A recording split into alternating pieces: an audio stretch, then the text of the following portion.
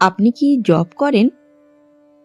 কিন্তু একটা প্রশ্ন হয়তো আপনার মনের মধ্যেও লুকিয়ে আছে। সেটা হলো, গুরু ছাড়া জব করলে কি সত্যিই কোনো ফল হয়?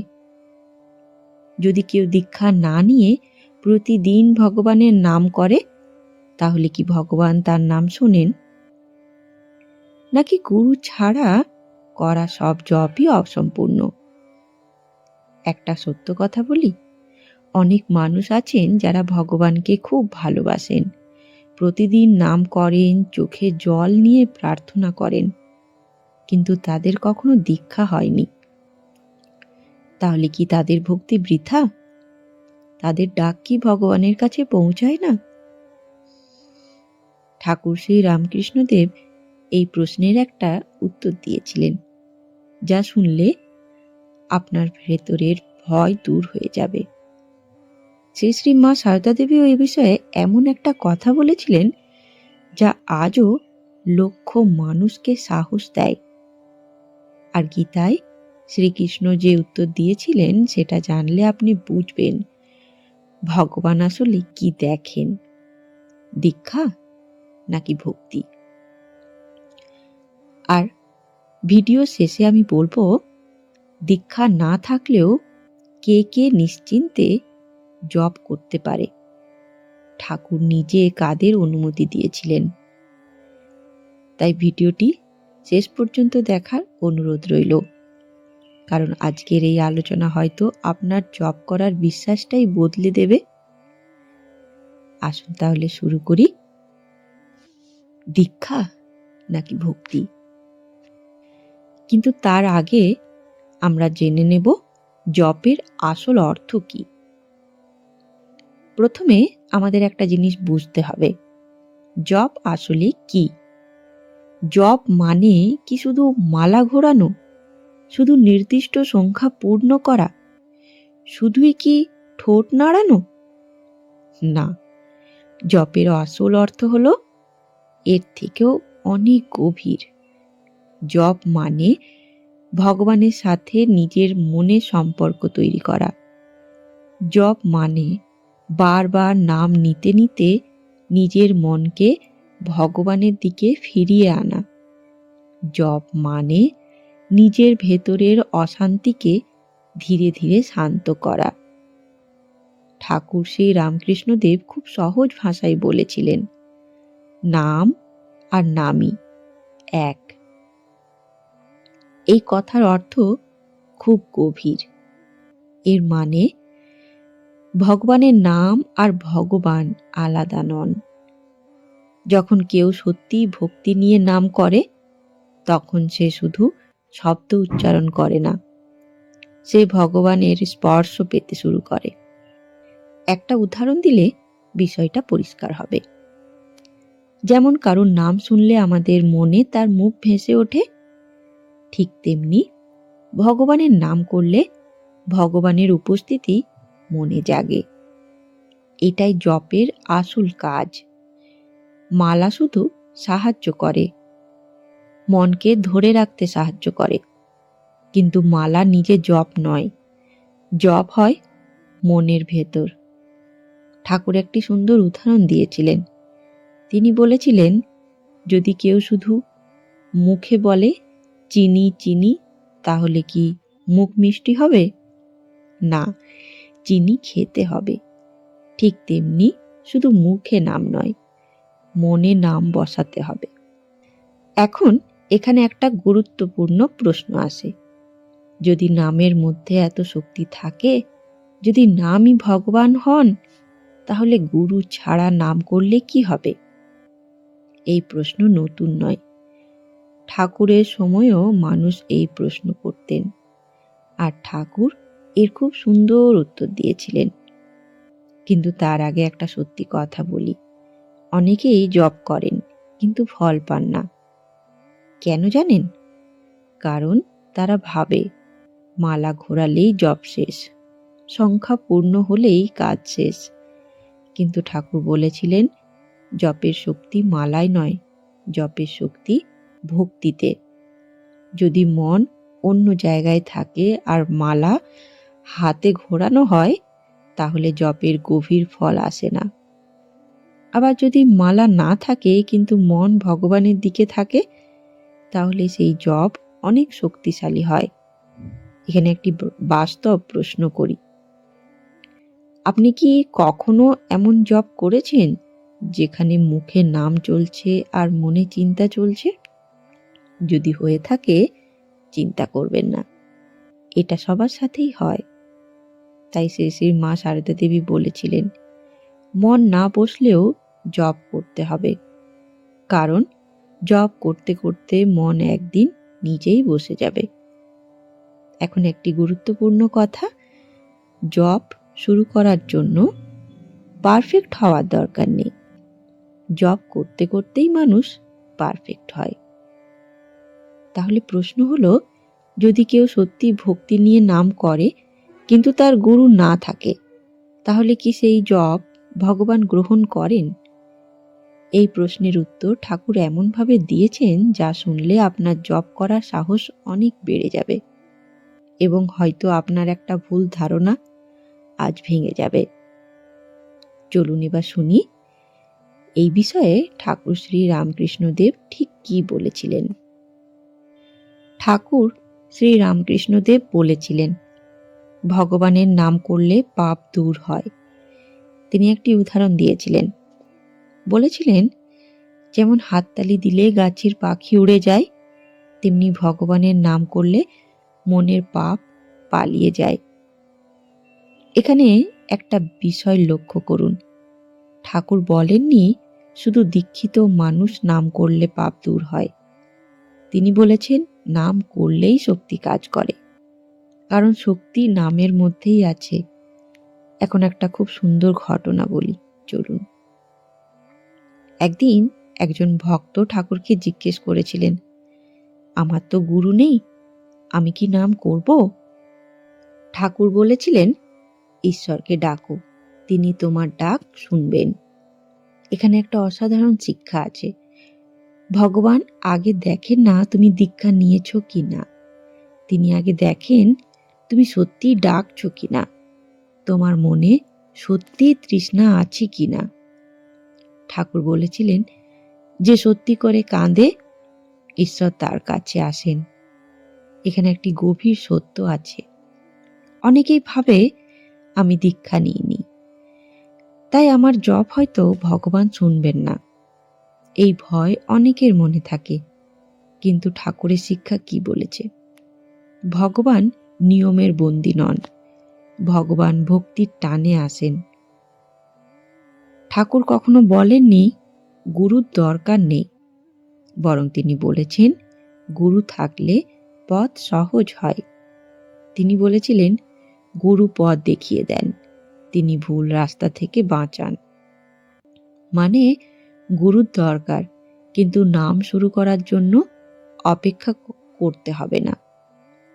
একটা বাস্তব উদাহরণ ভাবুন, যদি কেউ কলকাতা যেতে চায়, সে কি গাইড ছাড়া যেতে পারবে না?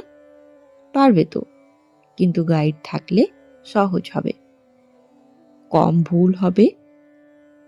ঠিক তেমনি গুরু ছাড়া নাম করা যায়, কিন্তু গুরু থাকলে পথ পরিষ্কার হয়।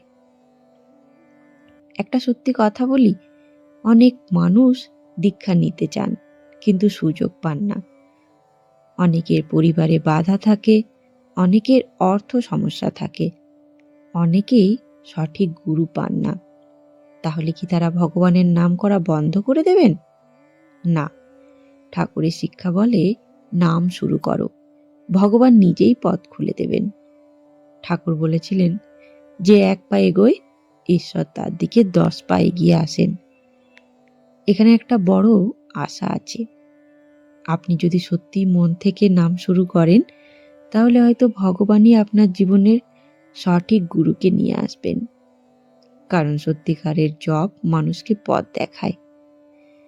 এখন একটা প্রশ্ন, তাহলে কি গুরু একেবারেই জরুরি নয়? না, ঠাকুর বলেছিলেন গুরু প্রয়োজন, কারণ তিনি মন্ত্রে শক্তি জাগিয়ে দেন। তিনি শিখিয়ে দেন কিভাবে জপ করতে হবে, কিভাবে মন স্থির করতে হয়, কিভাবে বাধা কাটাতে হয়। কিন্তু একটা কথা খুব স্পষ্ট বলেছিলেন, ভক্তি ছাড়া দীক্ষা কাজ করে না, আর ভক্তি থাকলে নাম কাজ করে। এখানে একটা উল্টো সত্যিও আছে। অনেকে দীক্ষা নিয়েছেন কিন্তু জপ করেন না, আবার কেউ কেউ দীক্ষা নেননি কিন্তু ভক্তি নিয়ে নাম করেন। ঠাকুর বলতেন, ভগবান হৃদয় দেখেন, বাইরের পরিচয় নয়। তাই যদি আপনার এখনো দীক্ষা না হয়ে থাকে, ভয় পাবেন না, নাম করা বন্ধ করবেন না। কারণ ঠাকুরের শিক্ষা পরিষ্কার, সত্যি ভক্তির ডাক কখনো বৃথা যায় না। এখন প্রশ্ন হলো, মা সারদা দেবী এই বিষয়ে কি বলেছিলেন? জানেন, সেই শ্রী মা সারদা দেবী এমন একটা কথা বলেছিলেন যা শুনলে আপনার জপ করার সাহস আরো বেড়ে যাবে। চলুন এবার শুনি এই বিষয়ে মায়ের শিক্ষা। জানেন, অনেকেই মাকে জিজ্ঞেস করতেন, মা, আমরা কি করলে ভালো থাকব? মা তখন খুব সহজ উত্তর দিতেন। মা বলতেন, নাম করো, জপ করো, সব ঠিক হয়ে যাবে। দেখুন মা কত সহজ পথ দেখাচ্ছেন। আমরা যেখানে অনেক কঠিন নিয়ম খুঁজি, মা বলেছেন শুধু নাম করতে। মা আরেকটা গুরুত্বপূর্ণ কথা বলেছিলেন, মন না বসলেও জপ করতে হবে। আমরা ভাবি মন শান্ত হলে জপ করব, কিন্তু মা বলতেন জপ করলেই মন শান্ত হবে। অর্থাৎ জপ শুরু করার জন্য অপেক্ষা করতে নেই, আজ থেকেই শুরু করতে হয়। মা আর একটা সাহস দেওয়ার কথা বলেছিলেন, যদি কেউ ভগবানের নাম করে তার কোনো ভয় নেই। এখানে মায়ের আশীর্বাদ আছে, কারণ আমরা অনেকেই ভাবি আমি তো খুব ভালো না, আমার দ্বারা কি হবে। মা বলেছিলেন, নাম করলে ধীরে ধীরে সব ঠিক হবে। এবার একটা গুরুত্বপূর্ণ কথা, মা কখনো বলেননি যে গুরুর দরকার নেই।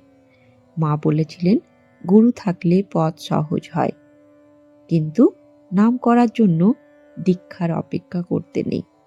মানে দীক্ষা হলে ভালো, না হলেও নাম বন্ধ করা যাবে না। তাই যদি আপনার এখনো দীক্ষা না হয়ে থাকে, চিন্তা করবেন না, আজ থেকেই জপ শুরু করুন, অল্প হলেও করুন। কারণ মায়ের কথা, নাম করলে ফল হবেই। চলুন এবার আসি গীতার উত্তরে। কারণ ঠাকুর শ্রী রামকৃষ্ণদেব ও মা সারদা দেবীর শিক্ষা গীতার থেকেই মিল খায়। গীতায় শ্রীকৃষ্ণদেব খুব স্পষ্টভাবে বলেছেন, যদি কেউ ভক্তি দিয়ে একটি পাতা, একটি ফুল, একটা ফল অথবা সামান্য জলও দেয়, ভগবান তা গ্রহণ করেন। এখানে একটা বড় শিক্ষা আছে। ভগবান দেখেন না আপনি বড় মানুষ কিনা, দীক্ষিত কিনা, পণ্ডিত কিনা, তিনি দেখেন আপনার ভক্তি আছে কিনা। আরেক জায়গায় শ্রীকৃষ্ণদেব বলেছিলেন, যদি দোষযুক্ত মানুষও একাগ্রভাবে ভগবানকে স্মরণ করে, তাহলেও সে ধীরে ধীরে ভালো হয়ে যায়। এর অর্থ, ভালো হলে জপ করব না, জপ করলে মানুষ ভালো হয়। এটাই গীতা শিক্ষা।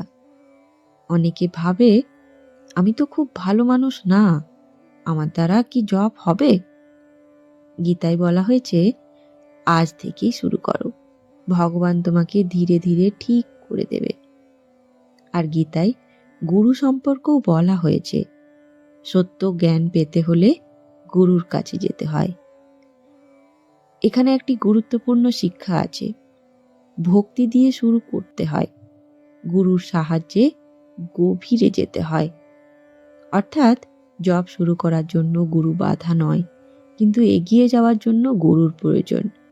তাই যদি আপনার এখনো দীক্ষা না হয়ে থাকে, নাম করা বন্ধ করবেন না। কারণ গীতায় বলা হয়েছে, ভক্তি দিয়ে করা ছোট্ট জপও গ্রহণ করা হয়। তাই প্রশ্ন হলো, দীক্ষার অপেক্ষা করব নাকি আজ থেকেই নাম শুরু করব? ঠাকুর, মা আর গীতা তিনজনই একই কথা বলেছেন, আজ থেকেই শুরু করুন। এবার আসি সেই প্রশ্নে, গুরু না থাকলেও জপ করলে কি ফল পাওয়া যায়? আসুন জানি ঠাকুর কি বলতেন। নাম করলে মনের অশুদ্ধি দূর হয়। মা বলতেন, নাম করো, সব ঠিক হয়ে যাবে।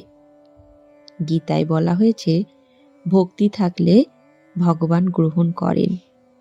তাহলে উত্তর কি?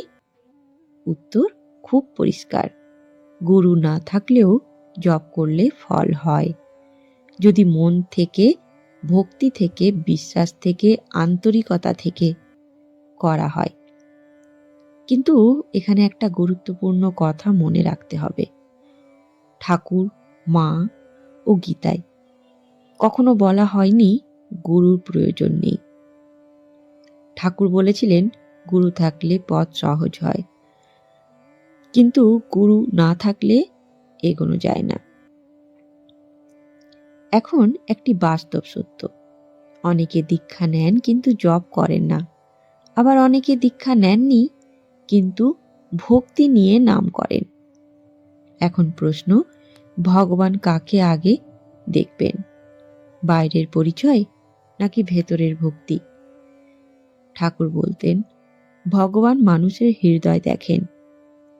তাই যদি আপনার এখনো দীক্ষা না হয়ে থাকে, নিজেকে ছোট ভাববেন না, ভাববেন না আমার দ্বারা হবে না। কারণ ঠাকুর বলেছেন, যে সত্যিকারের ডাকে ঈশ্বর তার ডাক শুনবেন। মা বলেছেন, নাম করলে ভয় নেই। গীতায় বলা হয়েছে, ভক্তি দিলে ভগবান গ্রহণ করেন। তাই একটা কথা মনে রাখবেন, জপ শুরু করার জন্য নিখুঁত হওয়া লাগে না। জপ করতে করতেই মানুষ ধীরে ধীরে বদলায়। হয়তো আপনার জীবনেও অনেক কষ্ট আছে, মানসিক দুঃখ আছে, অপমান আছে, একাকিত্ব আছে, কিন্তু আপনি যখন জপ করেন তখন আপনি একা নন, ভগবান শুনছেন, ঠাকুর আশীর্বাদ করছেন, মা রক্ষা করছেন। তাই যদি এখনো নিয়ম করে জপ না করেন, আজ থেকেই শুরু করুন। অল্প সময় হলেও করুন, কারণ প্রতিদিনের ছোট্ট জপ একদিন বড় পরিবর্তন আনে। হয়তো আপনি এখনই ফল দেখতে পাবেন না, কিন্তু ভেতরে ভেতরে মন শান্ত হবে, ভয় কমবে, বিশ্বাস বাড়বে, এগুলোই জপের ফল। তাই আজ একটা কথা মনে রাখবেন, নামই আশ্রয়। কষ্টে নাম, ভয়ে নাম, দুঃখে নাম। কারণ সব শেষে মানুষ বুঝতে পারে, সবাই একদিন দূরে চলে যেতে পারে, কিন্তু ভগবানের নাম কখনো দূরে যায় না। তাই দীক্ষা হলে খুব ভালো, না হলেও নাম ছাড়বেন না, কারণ নামই পথ, নামই শক্তি, নামই ভরসা। নাম জপ কখন ফল দেয় না জানেন? 3টি কারণে ফল হয় না। প্রথম, মন না থাকলে, মানে মুখে নাম মনে চিন্তা, এতে ফল কম। দ্বিতীয়, বিশ্বাস না থাকলে, পরীক্ষা করার জন্য নাম করলে ফল হয় না। তৃতীয়, নিয়ম না থাকলে, আজ করলাম 10 দিন করলাম না, এতে গভীর ফল আসে না। ঠাকুর বলেছিলেন, এক জায়গায় কুয়ো খুঁড়লে জল পাওয়া যায়, অনেক জায়গায় খুঁড়লে পাওয়া যায় না, মানে নিয়ম দরকার। বন্ধুগণ, আজকের সার কথা, গুরু না থাকলেও জপ করলে ফল হয়, যদি ভক্তি থাকে, বিশ্বাস থাকে, আন্তরিকতা থাকে। কিন্তু গুরু থাকলে পথ সহজ হয়। ঠাকুর বলেছিলেন, গুরু দরকার, কারণ তিনি অন্ধকার থেকে আলোয় নিয়ে যান। শ্রীমা বলেছিলেন, নাম করো, সব ঠিক হবে। গীতায় বলা হয়েছে, ভক্তি থাকলে ভগবান গ্রহণ করেন। তাই আজ একটা কথা মনে রাখবেন, নাম শুরু করতে দেরি করবেন না, দীক্ষা হলে ভালো, না হলে বন্ধ করবেন না। কারণ না আমি পথ, না আমি শক্তি, না আমি আশ্রয়। শেষ করার আগে একটি প্রশ্ন, আপনি কি প্রতিদিন জপ করেন? করলে কোন নাম জপ করেন? কমেন্টে লিখে জানাতে ভুলবেন না। আমি অপেক্ষায় থাকব। ধন্যবাদ। ভালো থাকবেন। জয় ঠাকুর, জয় মা, জয় স্বামীজি।